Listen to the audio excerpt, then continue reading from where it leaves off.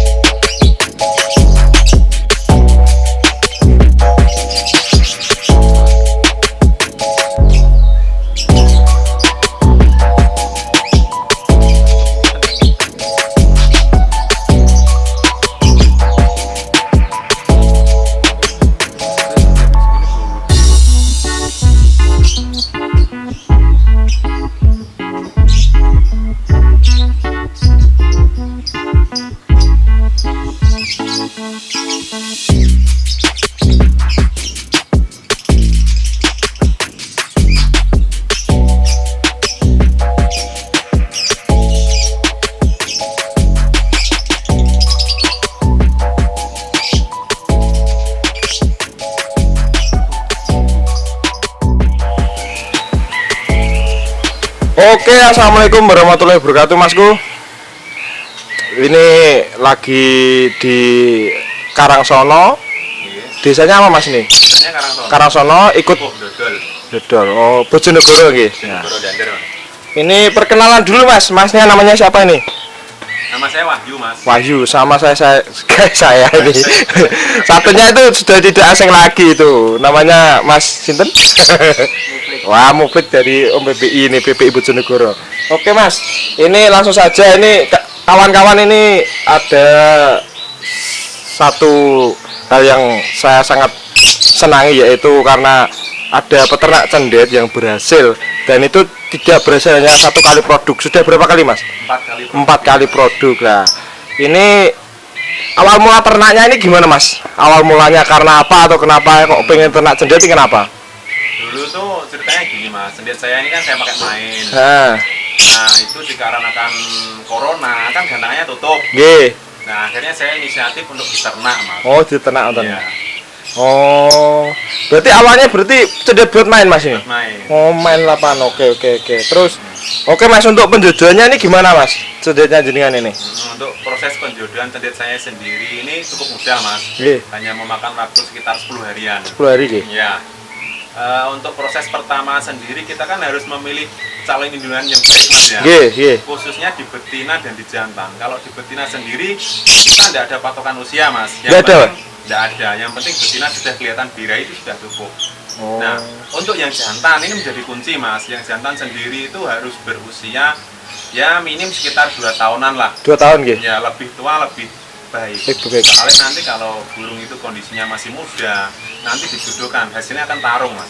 Oh. Soalnya bidainya belum stabil. Nggih. Itu untuk proses Pemilihan pemilihan indukan nggih. Terus untuk penjodohannya sendiri, Mas. nggih. Saya lakukan di kandang besar seperti ini, Mas. Oh ya, ini kandangnya istimewa loh, Lur. Soalnya di depan rumah di emperan. Jadi, ini suatu hal yang tidak disangka-sangka. Penjodohannya gimana, Mas? Ini untuk proses penjodohan sendiri, si betina ini saya lepas di kandang ini, Mas. Betulnya Di dilepas kandang dulu. besar, ya. Oh, dilepas dulu, nggih. Nah, si jantan saya masukkan kurungan kotak seperti ini. Nggih. Lalu saya masukkan ke dalam situ, Mas. Oh. Jadi yang betina itu di luar, yang jantan di dalam. Apa enggak tarung, Mas? Tarung, Mas, pasti tarung. Pasti tarung, nggih. Di hari pertama itu kondisi jantan dan betina langsung tarung, Mas.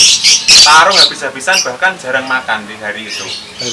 Sampai hari kedua, hari ketiga itu masih posisi tarung. Tarung nggih. Nah, setelah itu kondisinya itu si jantan dan betina tidak terlalu tarung lagi. Di hari keempat itu masih ada itu kalau melihat sedikit-sedikit seperti mau tarung itu, Nggih. tapi dia sudah tidak sampai Sampai bertarung parah itu, nggih. Oh. Setelah itu proses seperti itu berlanjut sampai berapa hari waktu itu, Mas, ya? Sampai 8 hari. 8 hari. Masih kondisi seperti itu, masih saat melihat masih mau tarung seperti itu, tapi sudah tidak cocok-cocokan itu. Cocok-cocokan ya. Iya. Oke. Terus setelah itu Di hari ke-9 itu sudah ada titik terang, Mas. Si jantan itu sudah kelihatan mulai sayang sama betina. Nggih. Nah, si betina juga sudah mulai suka. Terus di hari ke-10 itu saya sudah melihat itu si jantan meloloh si betina, Mas. Mulai Itu meloloh? Iya, itu salah satu ciri cendit berjodoh kalau menurut saya seperti itu. Nggih. Jadi si jantan itu ambil makanan itu diloloskan ke betina. Nah, di hari itu juga saya sudah yakin kalau si jantan siap dilepas, Mas. Di hari Oh, berarti pas waktu lolo itu yang jantan masih di dalam masih di sangkar. dalam sangkar. Tapi sudah meloloh yang betina. Iya, sudah mau meloloh si betina. Ambil makanan itu diundang-undang ke betina itu, si Oh. betina mendekat dikasih makan. Nah, setelah ke hari ke-10 itu kan saya sudah yakin kalau burung itu sudah bisa dilepas, Mas ya. Nggih. Akhirnya saya lepas, Mas. Dan burung itu langsung kawin, Mas. Langsung kawin lah. Langsung kawin. Apa yang jantan itu harus posisi birainya up terus atau gimana, Mas? Maksudnya birai OB sangat OB sampai ngawinin tangan atau gimana menurutnya? Ya, kalau menurut saya itu lebih bagus, Mas. Lebih bagus saya kayak gitu ya. Jantan yang mau ngawin tangan itu jantan yang bagus untuk diternak, Mas. Untuk Lebih diternak. cepat. Lebih cepat ya. Karena dia birainya larinya langsung ke kawin. Oh, gini. Setelah itu, Mas, setelah sendirian lepas, akur, kawin, terus ya proses lagi itu untuk pengeraman atau gimana itu gimana, Mas? Nah, itu kan proses Unjal dulu, Ya. Mas, proses unjal. Waktu saya lepas itu kan dia langsung kawin. Nah, yang unjal itu ternyata si jantan, Mas. Yang unjal jantan. Ya, si jantan itu sering ngangkut sarang itu. Nah, si Oh. betina itu hanya standby di atas, dia hanya merapikan, Mas. Oh, gitu berarti. Malah yang jantan ya, Mas ya? Jadi yang jantan ambil dari bawah, dibawa ke atas, itu si jantan si betina hanya merapikan di atas saja. Sampai berapa hari itu? Pokoknya sampai jadi lah itu sarangnya itu. Sampai dia mulai kawin-kawin sekitar 20 harian itu dia sudah bertelur, Mas. Oh, bertelur, ngeram, terus netes itu, Mas ya? Atas anak yang Pertama. itu. Anak pertama mana, Mas? Itu, Mas ya? Iya, ini anak pertama. Netes berapa, Mas, waktu itu? Kalau enggak salah itu cuma netes 1, Mas. Ya. Netes 1. Heeh. Dari 2 atau 3 telur itu hanya netes ini. 1. Itu yang anak pertama, Mas. Karena berarti umur berapa, Mas? Umur berapa, Mas? Saya lupa. Mungkin sekitar ini mungkin 6 atau 7 bulan. 6 sampai 7 bulan gitu. Oh, gitu. Anak pertama itu kalau menurut jenengan itu jangan apa betina, Mas? Kalau di saya betina, Mas. Betina, Mas ya? Oke. Oh ya, Mas, dikasih tip aja, Mas, untuk rekan-rekan yang mungkin tertarik lah, Mas. Ataupun ya untuk pemain juga, karena kan banyak orang yang belum tahu kanturagan untuk jantan dan Iya. betina. Minimal kan ada ciri-ciri khusus. Mungkin yang di paruh meleset, yang di lain bisa benar. Menurut jenengan gimana, Mas? Untuk yang betina dulu lah, betina. Ya. Kalau ini versi kelamin menurut saya, Mas, Ye, menurut saya ye. pribadi. Ye. Sebenarnya nanti kalau ada dulur-dulur yang lebih tahu ya Ye. bisa Dikonfirmasi lagi.